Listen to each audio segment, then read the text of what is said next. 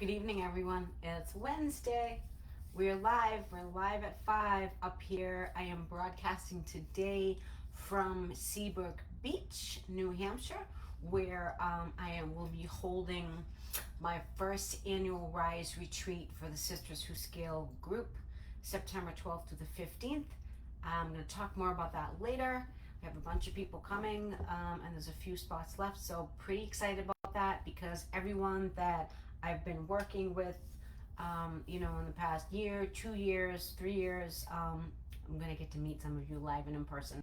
And a lot of a lot of women that have owned the businesses are making fantastic strides, like Candace, who is about to, she's going to be joining the 250K club, which is something I'm going to be talking about soon. And Candace, I get to meet her and her amazing husband Sam as they are coming to the retreat September 12th through the 15th. So I'm going to be talking more about that a little bit later. If you want to hear more information about it, how you can come to do a 3-day in-person retreat with me. Topics are going to include training your teams, building your management levels, advanced sales training, a lot of mindset stuff. It's going to be a 3-day intense training on everything about your maid service, how to grow it, and then it's on the beach, which is amazing. So I see a couple people here. I see 4 people jumping in. Just say hi. Let me know where you're calling from. I always like these lives to be interactive. I do for lives for the people that are joining us for the first time. I do them every Wednesday at 5 p.m. Eastern Standard Time with another topic on the cleaning business, whether it be training your teams, organizing your teams, getting rid of the drama in your teams, which is a huge thing. Your sales, your mindset, your operations, we do it all. So I see 6 people on the call, so just kind of tell me where you're from. If you're tuning in here for the first time, I had a whole bunch of people join. Thank you, Gloria, for recommending me on the Zen Made Mastermind page. Yesterday we had about 20 people join the group. So if you're joining me for the first time, my name is Cheryl Hager. I founded this page in my consulting agency called Sisters Who Scale. I'm a business growth coach for cleaning businesses, and I specialize in cleaning businesses. I have my own cleaning business. I own a residential and commercial cleaning business up here in Boston, Massachusetts area. I started it as a solo cleaner, as a single mother, and I grew it to over $750,000 a year in about 5 years. I work the business currently about 15 hours a week, 20 hours a week, and we've grown consistently every single year at about 30% a year. And the cool thing is we did it during a pandemic. And people ask me all the time, how did you do it? I tell everyone, it is you roll out the same result producing activities that are performed in a sequence consistently in a systematic plan on a consistent basis over and over and over again. And you never give up, and you never quit, and you quit your bitching, right? And you quit your bitching, and you stop feeling sorry for yourself. Things I never do, I never quit, I never feel sorry for myself, and I always look for a way to fix problems, solving problems continuously all the time, and keep going despite the odds, right? Despite the odds. That's going to make all the difference in your business when it comes to hiring, running your operations, getting more clients, when when clients cancel, go out and get more clients, revive the lead well, and so on and so on. So clients are going to cancel. That's just part of the business. Employees are going to quit at the most inopportune times. That's part of the business, but it's what you do and how you handle that stuff that will make a defined line in the sand between quitting and thriving. So people close their doors to their cleaning businesses all the time. And why? Why is that? Because they don't have the skills acquired yet to run it, and they're doing too much. I love these things, by the way. They're probably not good for me, but I love them. If you are cleaning, running the operations, doing the payroll, doing the schedule, paying the bills, the sales, the marketing, you are doing too much, and eventually you're going to burn out. So that's just kind of the reality of things. I'm the reality coach. You're human. We're all human. So cut yourself a break. Stop making excuses for yourself and learn how to acquire those skills to fix your overwhelm. It's not going to be done for you. Even if you work with me, I work with you and I teach you the skills to make the changes in your business. But ultimately, you need to make the changes in your business, right? That's where I come in. I teach you what you need that's necessary to grow and scale your business. Get the heck out of the field. Stop cleaning so you can run your business and stop working in your business like an employee. I help owners get out of the field, grow their revenues, and get some relief and some time freedom, because that is what we're all after. We're after the time freedom, right? When you say, so let's get into it tonight. So let me just check in and see who's here. Hey Zoe. Hi Amber. How are you? Ruth Ann. Sarah. Mary Beth. Jeannie. Hi Jeannie from New Mexico. How is everyone? So if you're watching this on replay, you can still make comments on the right hand side. I check them and I go into them. So the big question is, how are you going to hire the right people to scale your cleaning business over $700,000 a year? What does that take? So it's a doable venture for sure, but it's going to take a little bit of work. It's not going to come easy. You're going to have crappy days, you're going to have better days, and you're going to have so-so days. It's what you do with those days that will make all the difference. So the first thing you want to do, and I see this all the time and the people I coach, is that some people, so when you're a solo cleaner, you're a hustler, you have a hustler mentality. Sometimes they have a couple of different businesses. The first thing you need to do is commit to your main business, which should be the cleaning business, okay? You need to check if you're truly committed to it. Is your commitment to growing the business there?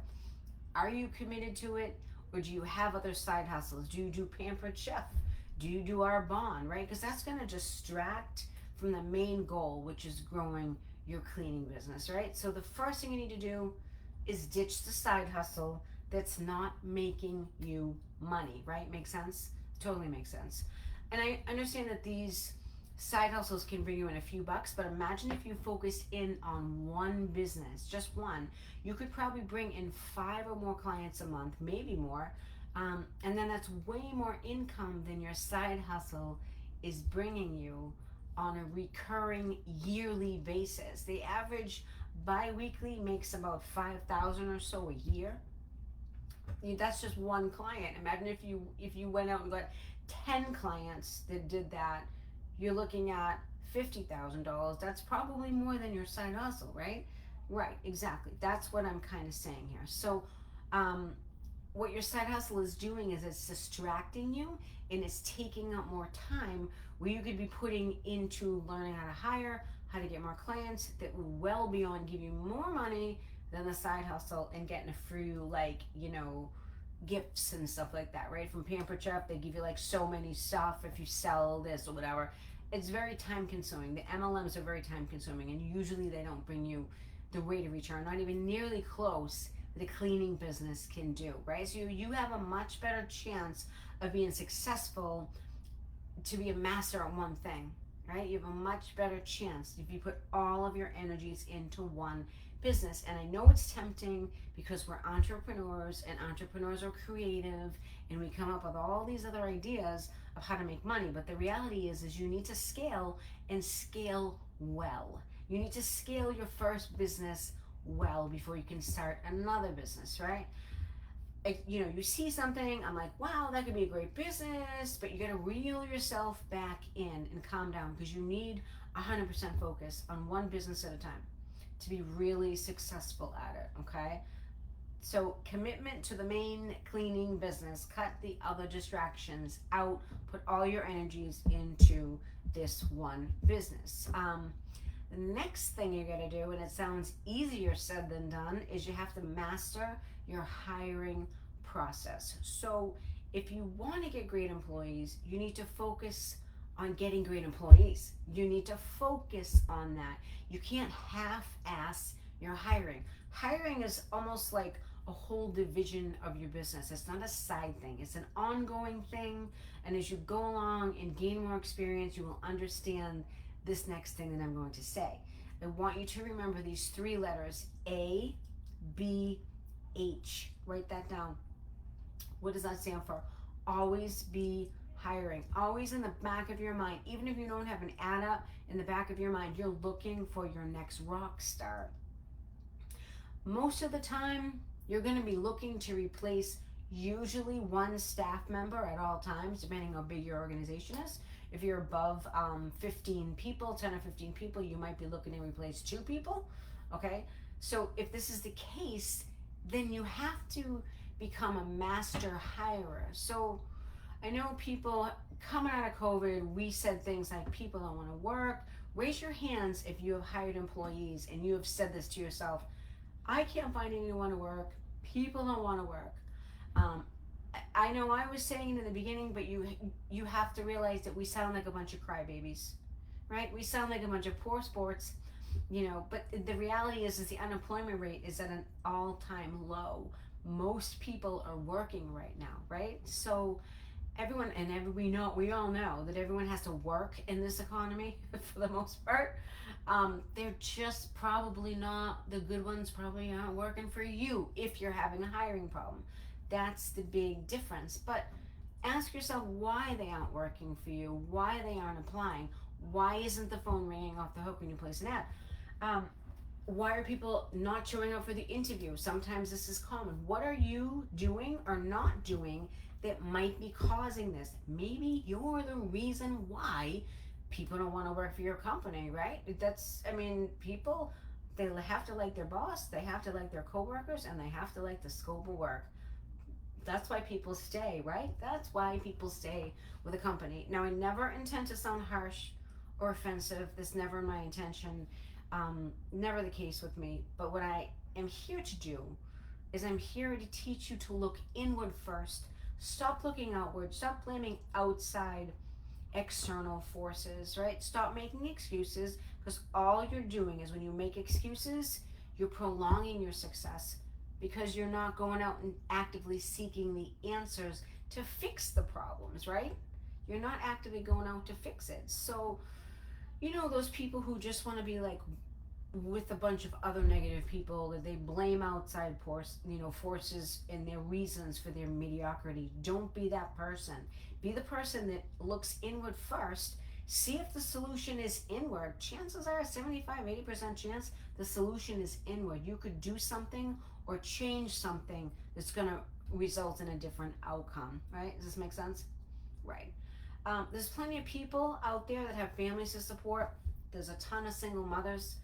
They need jobs. They can't work 80 hours a week. They need mother's hours. This is perfect mother's hours. I was one of them for a long time. I never made excuses for myself. I went after it. I stopped the pity party and I figured shit out. That's what you do, right? So if you look at what your process is, there's skills you need to acquire. We're not all born with the finesse and the smarts of being a good boss. That's not how this happens. There's a lot of trial and error sometimes. We're not born to be leaders. We learn the skill to be leaders. So you always want to look at what you could do to improve or make the situation better, right? So as the leaders of the company, the CEOs of your company, we solve problems. We fix situations on a daily basis. So getting used to problem comes in, you fix it, get a solution, problem goes away. You have to get used to that, right? So let's look at what you could be doing better to fix some problems, right? So you want to start training yourself to do this, to be a master problem solver. CEOs put fires out all the time and then create solutions, right? For whatever they're solving. So does that make sense? You can't just wing this. You can't just wing this. Hi Leah, I'm gonna say hi. Hi Leah from Eastern Canada. Leah Monroe from Eastern Canada. Welcome to Sisters Who Scale. I go live every Wednesday at 5 p.m. Ruth Ann. Yeah, I know. We've all said it, Ruth Ann. We have all said it. Hi Victoria. How are you? Victoria is coming to the first annual Rise Retreat, September 12th through the 15th. I'm having a 3-day intensive retreat at a beach in the northern region of Seabrook, New Hampshire. So Jeannie, I was supposed to start massage therapy school August 5th. This is exactly what's been on my mind. I need to continue. Yeah, 100%, Jeannie. Maybe this training was meant for you to be on. Hi, Mary Beth. I think I said hi to you already. Okay. Learning how to write great hiring ads.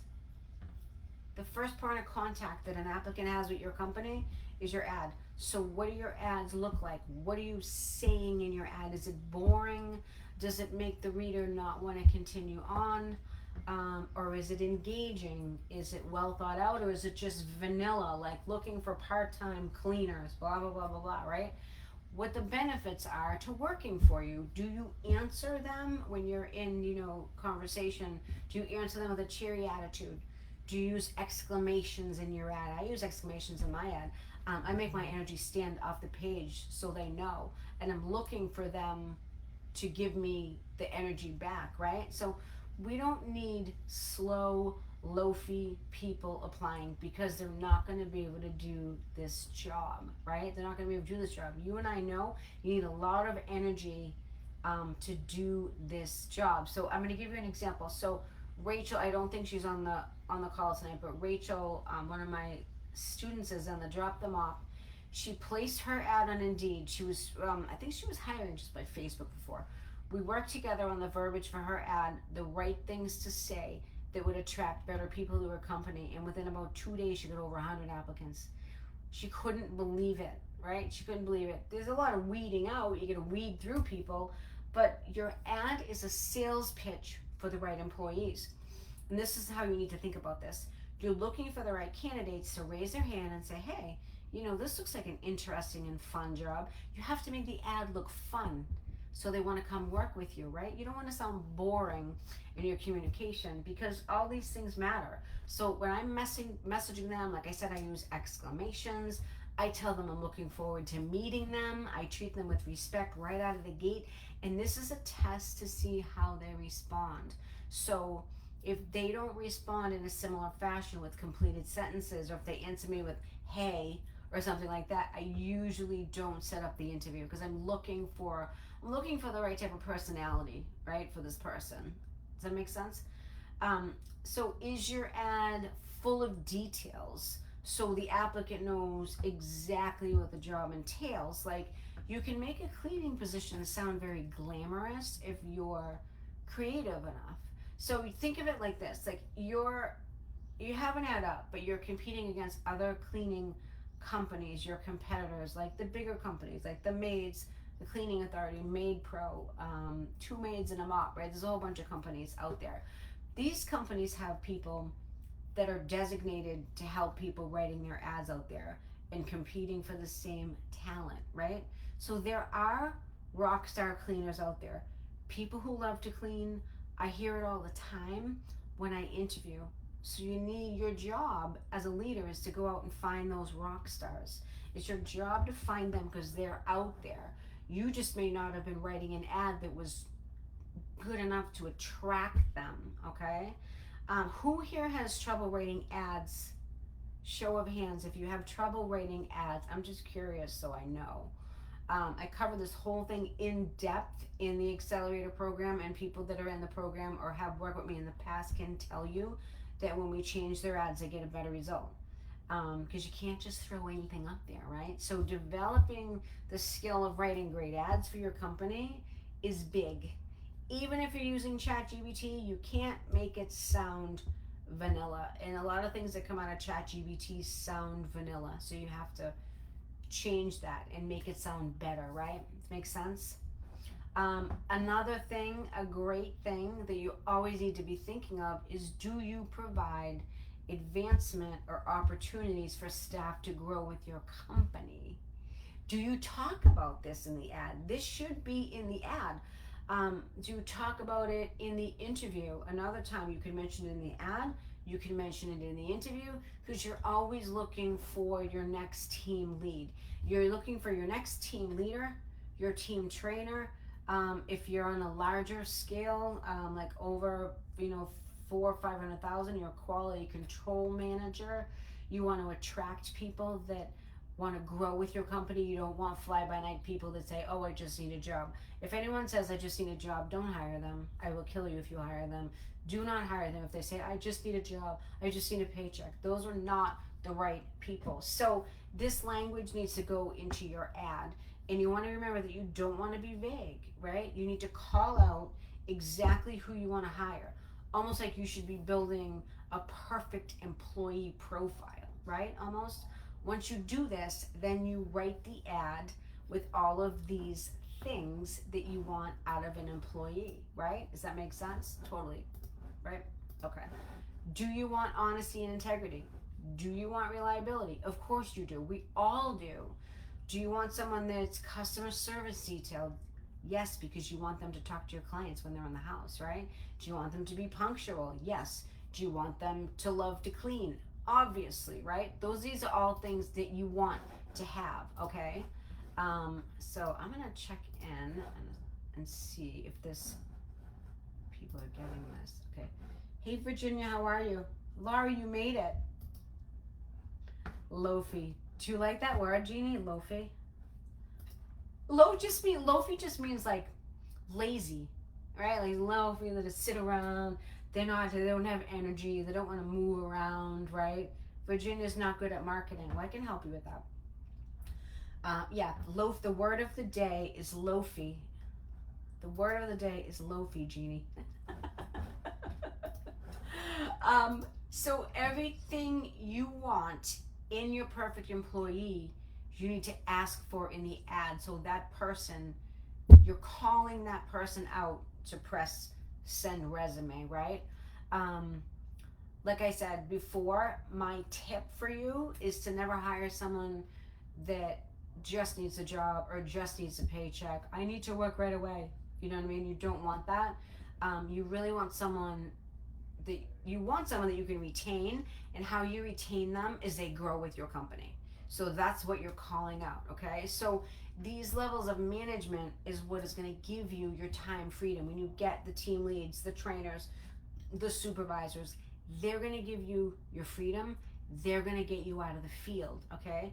Then you're going to be able to take a vacation and have your company still run and bring in money, right? I work with people that can't take a vacation and they're a slave to their business and they're afraid everything's going to crumble. And then I work with people that are slowly getting out of the field. Jaden in particular, Jaden from University Maids in the Coral Gables area in Florida. He's in the program.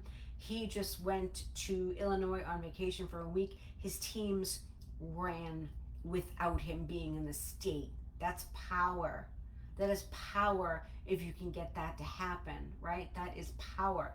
But you need to be able to train your people to do this, okay? You need to be able to hire the right people, train them to do this. This is what's going to give you your time freedom, okay? This is what's going to do it. So people want to know when they go working for a company that there's room for raises and personal growth within the company they're applying for. So if you tweak these things and master these things, I guarantee you, you will have a better outcome and get more qualified people to apply. But I promise you, you have to put in the work to do this, or you have to master another skill. There's a lot of skills you have to master as a leader, whether it be a cleaning company, whether it be a different service industry, it's all the same. You have to master a similar set of skills to grow a company. And you have to know that not everyone you hire is going to work out.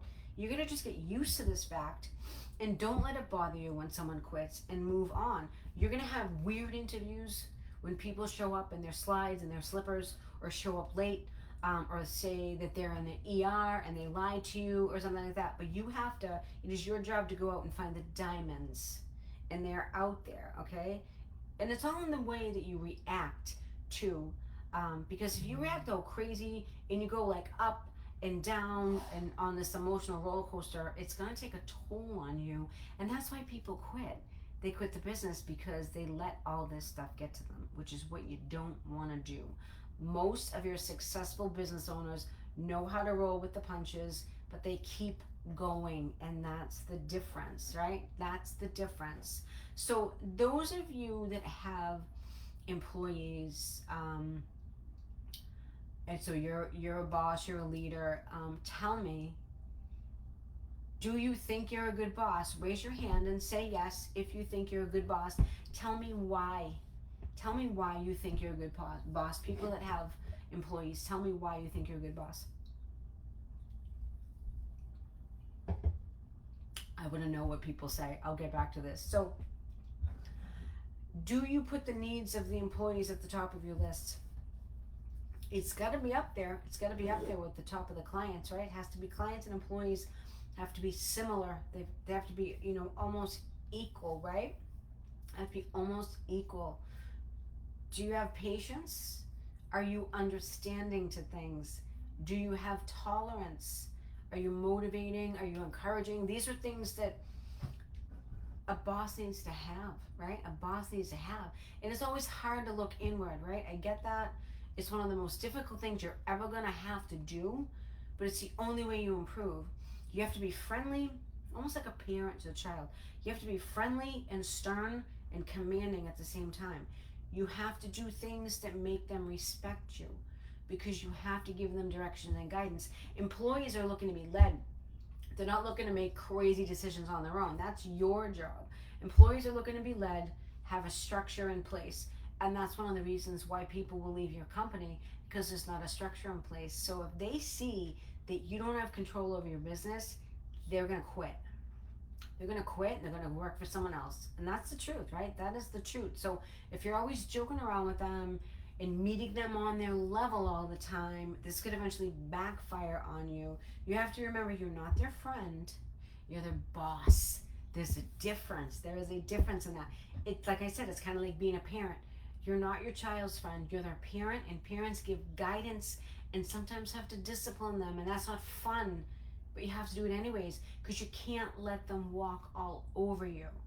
And if given the chance, if you don't command the respect, they will. I see it all the time in the people I work with, whether it be private sessions I do, whether it be in drop them off. I see people that have employees and the employees walk all over them, right? But how's your attitude towards them? Do you come off pushy? Do you come off bossy? Like, what is it? Are you jaded? Do you portray negativity? Anything like that? All right, who thinks they're a good boss here? Okay. I don't accept people into the interview if they arrive late. How late, Laurie? Would you say how late? I know. Jaden kicked ass last week. I don't think he's not on, but he kicked ass. Laurie, I think I'm a good boss because I set the standards clearly. That's good. It's always good to know. It's always good for you to be able to explain to them, okay, this is what I expect out of you, because they want to know. They want to know for sure. Ruth Ann, I think I'm a good boss. 2 reasons, because I always try and give them positive feedback. And sandwich the negative feedback within the good. Yes, exactly. Yep.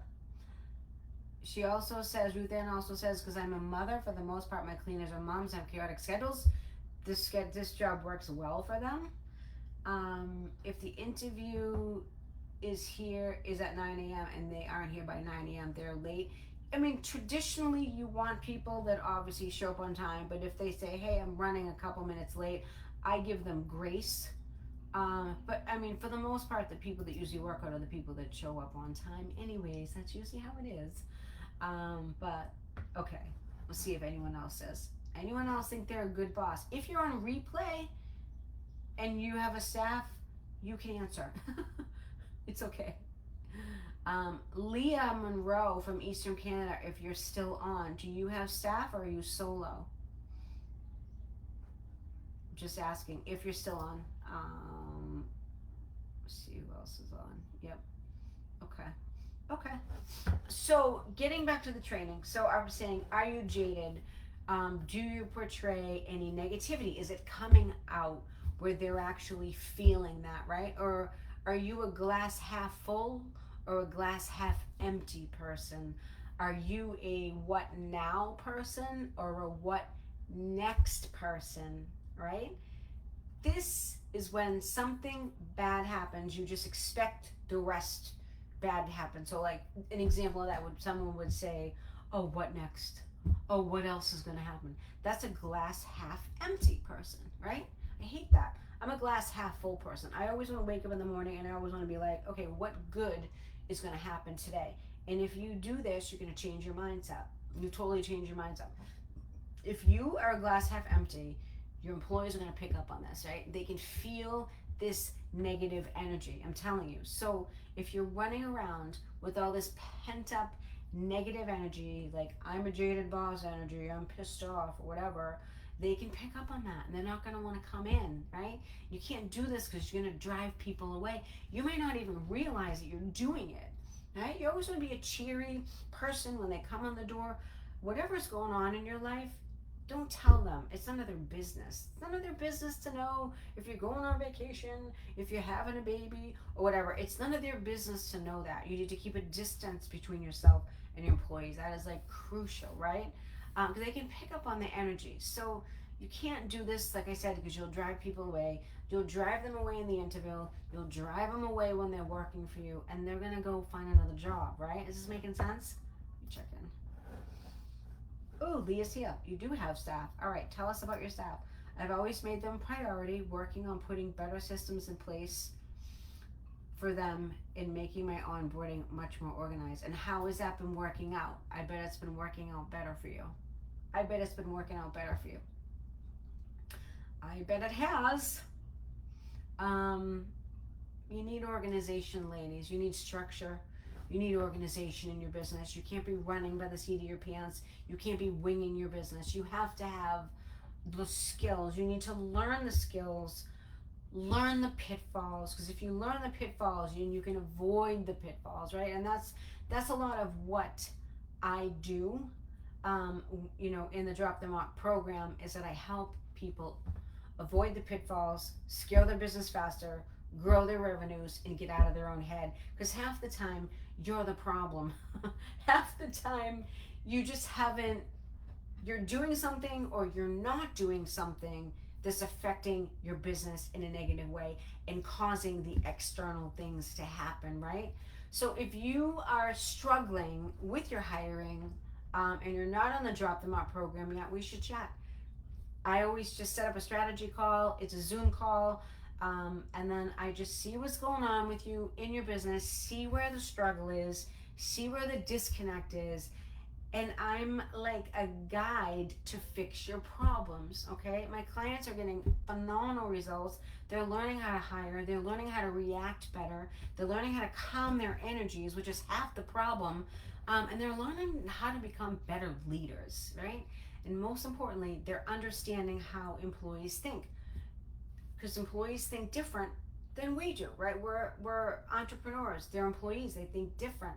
And I'm teaching people how to become better leaders. And that is how you get your freedom, by building your tiers of management and empowering your leaders. That is how you get your freedom and you get out of the field. So whether you work with me privately or you work with me in the group, my program includes a whole huge section on hiring and retaining talent, how to train them, how to write your ads, a massive section on social selling, packaging up your services to get high paying clients, your systems, streamlining your process to make your life so much easier and your business easier, and a ton of other stuff that you need to be able to scale it and grow it, to higher levels. So if you want to learn more, type me in this chat, I'll reach out. And happy hiring, everyone. Whose goal is it to get to? Let me ask your goal. Let me ask your goals in the next 2 years. Tell me what gross income level you want to get to. The 250,000, 375,000, 500,000. 100,000. Where do you want to get to in the next 2 years? Where would you like your business to be? I'm just curious because I think people are at all different levels. I have just started 500,000, Laurie. I love it. Go big or go home. I have just started getting in an HR software and working with Woot Recruit, so we will see. I am hopeful. 1.2. Ooh, I like that. I like that goal. Who else once they hit. People that have just started, you may be lower. You could be at 100,000. You could be at 250,000 a year. Working with an HR. What HR software are you working with, Leah? 500,000, baby. I love it. That's the good one. That's the good one. But you gotta get to 250 first. That's what I tell everyone. You gotta hit 100K if you're newer. Then you gotta hit 250. And then you go up to 375, 400, 500. Then you go up from there. And everything you do changes on those different levels, right? You have completely different systems that you at 250,000, and then you have more systems at 500,000, right? So as you grow, you need to master this building your tiers of management, and that's what I help people do. Zoho. Okay, yeah, I've heard of that before. Yeah, cool. All right, ladies. I wish you all a lovely evening. If you're watching this on replay, just say hi. And if anyone's interested in getting information about the in-person live training in September with me at Seabrook Beach, type in retreat. I'll email you all of the details, the accommodations, the food, all that stuff that's included, because it's going to be a fantastic time. I'm so excited that, and this is because everyone's asked me to have an in-person retreat. That's why I'm doing an in-person retreat, because people have asked me. So if you're interested, let me know.